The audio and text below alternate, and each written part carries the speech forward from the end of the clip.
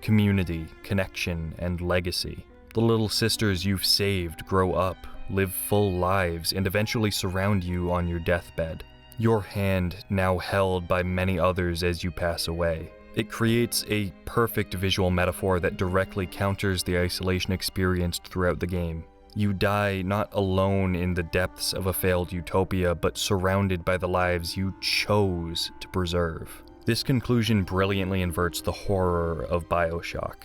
If isolation breeds monstrosity, as seen in Ryan's hubris, Fontaine's ruthlessness, and the Splicer's degradation, then connection offers redemption. The Little Sisters represent not just moral choices in the game itself, but lifelines to humanity. By saving them, you reject the individualistic philosophy that doomed Rapture in the first place, where Jack becomes a power-hungry tyrant who eventually conquers the surface with an army of Splicers.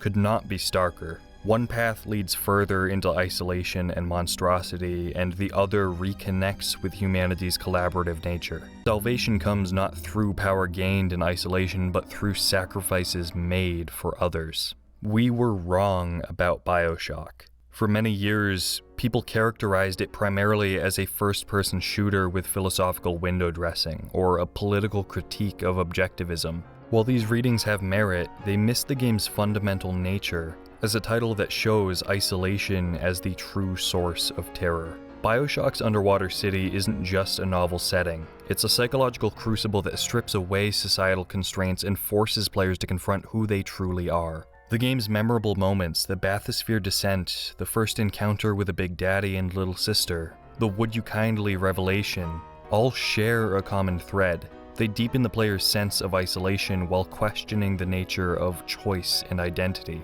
What makes Bioshock endure isn't just its art direction or its tight gameplay loop, but how it uses these elements to create an experience that is horrifying on a deeper level than mere shock or gore. It understands that true horror comes from confronting oneself in isolation, from questioning one's own capacity for monstrosity when freed from societal constraints.